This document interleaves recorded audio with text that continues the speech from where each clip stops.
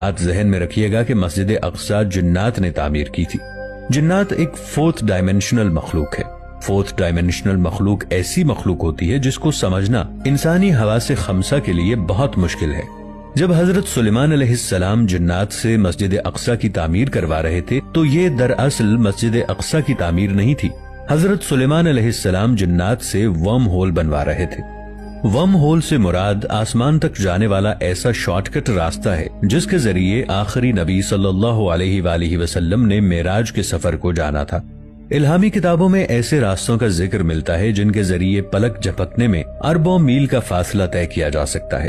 مشہور سائنسدان آئنسٹائن نے اس بات کی تصدیق کی تھی کہ واقعی ہماری کائنات میں ایسے شارٹ کٹ راستے موجود ہو سکتے ہیں جن کے ذریعے آپ 1 سیکنڈ سے بھی کم وقت میں ایک سیارے سے دوسرے سیارے تک پہنچ سکتے ہیں۔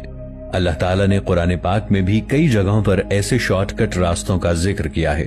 اللہ تعالیٰ فرماتے ہیں اور زمین پر آسمانوں کے دروازے کھول دیے جائیں گے۔ سورۃ الانبیاء آیت 19۔ اس آیت سے واضح پتہ چلتا ہے کہ قرب قیامت میں زمین پر بہت سے دروازے کھل جائیں گے اور یہ ایسے دروازے ہوں گے جن کے ذریعے سیکنڈز میں ایک کائنات سے دوسری کائنات میں جایا جا سکے گا۔ سوال یہ ہے کہ اگر آسمان کی طرف جانے والے راستے پہلے سے موجود تھے تو حضرت سلیمان علیہ السلام کو مسجد اقصی میں آسمان کی طرف جانے والا ایک نیا راستہ بنانے کی کیوں ضرورت پیش آئی؟ اس سوال کا جواب ہمیں سورہ کہف میں ملتا ہے۔ سورہ کہف میں اللہ تعالیٰ نے حضرت ذوالقرنین کا قصہ بیان کیا ہے۔ اس قصے میں بتایا گیا ہے کہ حضرت ذوالقرنین نے یاجوج ماجوج کو روکنے کے لیے ایک دیوار بنائی۔ اس دیوار کی وجہ سے یاجوج ماجوج ہمارے سیارے پر آنے سے قاصر ہیں۔ دراصل حضرت ذوالقرنین نے زمین پر کھلنے والے تمام ورم ہولز کو بند کر دیا تھا۔ حضرت سلیمان علیہ السلام کو آسمان کی طرف جانے والا نیا راستہ بنانے کی ضرورت ہی اسی لیے پیش آئی کیونکہ پچھلے تمام راستے حضرت ذوالقرنین علیہ السلام بند کر چکے تھے۔ اب سوال یہ ہے کہ ورم ہول بنانے کے لیے حضرت سلیمان علیہ السلام نے مسجد اقصی کا انتخاب ہی کیوں کیا؟ 20ویں صدی کے اوائل میں ماہر آثار قدیمہ الفریڈ واٹکنز نے لے لائنز کا تصور کیا۔ الفریڈ واٹکنز کے مطابق زمین پر مختلف مقدس مقامات اور قدیم سٹرکچرز کے مابین مقناطیسی لائنز پائی جاتی ہیں۔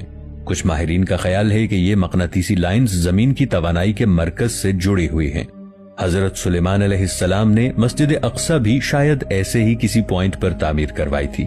زمین پر ورم ہول بنانے میں حضرت سلیمان علیہ السلام کے وزیر آصف بن برقیہ رحمت اللہ علیہ کا کردار بھی سب سے زیادہ تھا۔